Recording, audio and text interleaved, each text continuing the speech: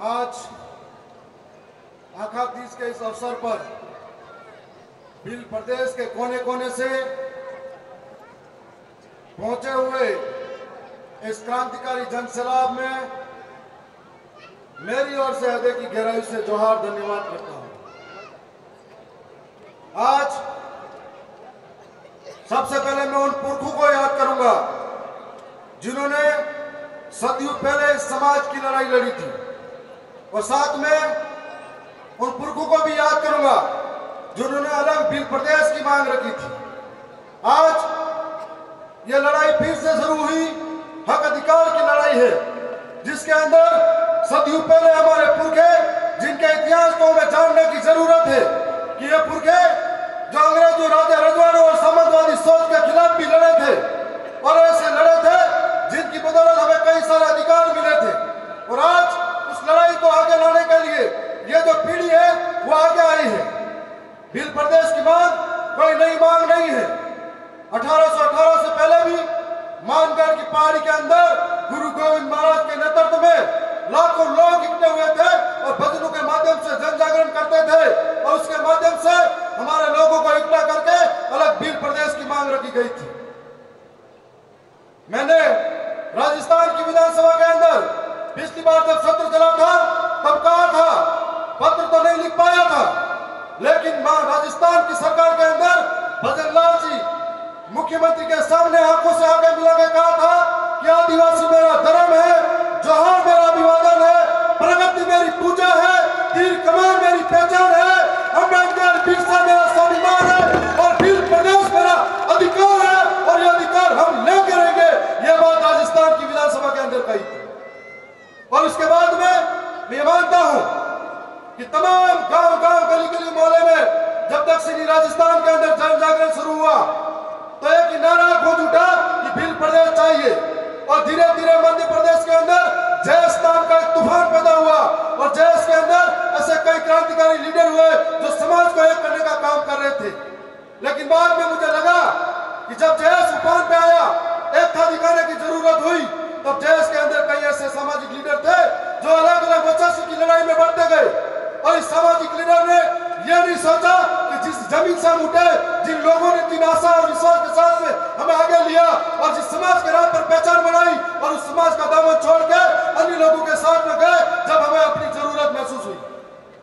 आज दक्षिणी राजस्थान के साथ साथ में गुजरात, महाराष्ट्र के अंदर भी यह लड़ाई भील प्रदेश की है जो घर घर पहुंची है, और दक्षिणी राजस्थान एक आईना है जिसको देखकर आज पूरे देश के आदिवासी एकजुट होने का कार्य कर रहे हैं। मैं मानता हूं कि दक्षिणी राजस्थान के अंदर आज राजस्थान की विधानसभा में हम 4 भाई गए हैं, और दिल्ली के अंदर हमारा 1 भाई गया है, लेकिन कभी भी आदिवासियों की समस्या को लेकर हो, आदिवासियों की बात को लेकर है, हम कभी पीछे नहीं हटे। हमारे पुरखों की अधूरी इच्छा थी, उसके लिए हम लड़े हैं, और हमें मालूम है कि जिन पुरखों की अधूरी इच्छा की वजह से हम लोग हमारा कर्तव्य निभाते हुए इस समाज के सर्टिफिकेट बनवा गए। मैं ये मानता हूं, आपके बीच में बात भी रखना चाहूंगा कि आखिर भील प्रदेश क्यों जरूरी है। भील प्रदेश इसलिए जरूरी है कि 5वीं अनुसूची इलाके में आज तक लागू नहीं हुई, वो लागू हो जाए। भील प्रदेश इसलिए जरूरी है कि कोई हमारे सिर पे आकर मुद्दे नहीं। भील प्रदेश इसलिए जरूरी है कोई हमको घसीट के मारे नहीं।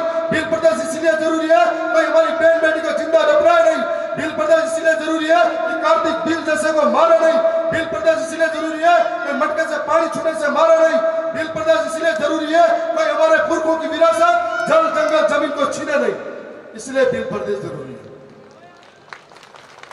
और आज से पहले 1818 से पहले इस इलाके के अंदर अरावली की पहाड़ियां हो या इन चारों जगह पे आदिवासियों ने कभी प्रकृति को नुकसान नहीं पहुंचाया, न ही आदिवासियों ने जंगलों का खनन के लिए काटा था। और आज सरकार ऐसे ऐसे कानून ला रही है जो वन विभाग के अंदर हमारे आदिवासी वर्षों से इस जमीन पर रह रहे थे, ये वन विभाग के कानून बाद में आए, उससे पहले रह रहे थे। सरकार उनको बेघर करने का काम कर रही है, लेकिन खनन के नाम पर, कभी विकास के नाम पर आदिवासियों को विस्थापित करने का काम कर रहे हैं।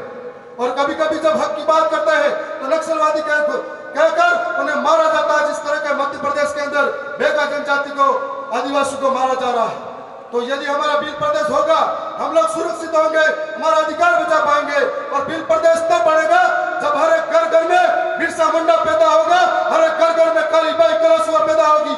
विचार जिंदा होंगे, ये विचार पैदा होंगे, तब बिल प्रदेश जरूर बनेगा। और मैं मानता हूं कि इस लड़ाई के अंदर अब बहुत सारे साथी नए जुड़ते जा रहे हैं। और राजस्थान के अंदर हो, भोपाल के अंदर हो, या गुजरात के गांधीनगर हो, या महाराष्ट्र के मुंबई में हो, जब तक हमारी विचारधारा के लोग उस सदन के अंदर पहुंचेंगे, टेबल बजा के सरकार की आंखों में आके डालकर बोलेंगे कि हमें बिल प्रदेश चाहिए, तो जरूर बिल प्रदेश बनेगा। और ये जरूरत है समय के साथ में। पहले भी कई राज्य बने हैं, कोई भाषा के आधार पर भी बने हैं, कोई क्षेत्र के आधार पर भी बने हैं, कोई बोली के आधार पर भी बने हैं। तो इस प्रकार से बिल प्रदेश की हमारी पुरखों की मांग है, उस विरासत को हमें लेना होगा। हमारे पुरखों ने बलिदान दिया है, संघर्ष किया है। तो आज भाषा के आधार पर जो मैंने एक और बात, इधर भी चिट्ठी आ गई है, राजस्थान की विधानसभा में भी 2 मिनट करके बैठा दिया जाता है। तो मैं ये कहना चाहूंगा कि आने वाले समय में हम और मजबूती से लड़ेंगे।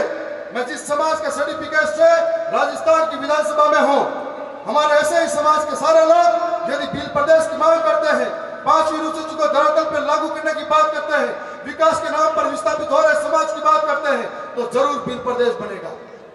मैं ऐसी आशा और विश्वास के साथ में उम्मीद करता हूं कि भोपाल की जो विधानसभा है, गुजरात की विधानसभा है और मध्य प्रदेश महाराष्ट्र की विधानसभा में है, जो लोग जिनका जमीन मर चुका है, वो लोग इस सर्टिफिकेट समाज के लगा कर वहां गए हैं, वो भी अगर बिल प्रदेश की बात करते हैं तो आने वाले समय में वो भी सुरक्षित हो पाएंगे, नहीं तो वो भी एक दिन मारे जाएंगे।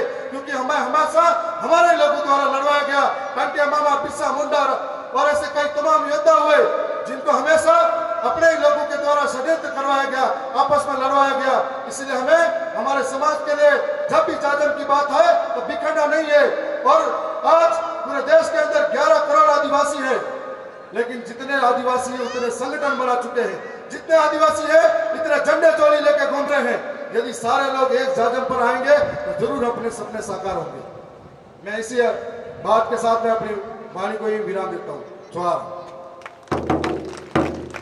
बहुत बहुत धन्यवाद। हम इस मंच से बने हुए हैं और हम चाहते हैं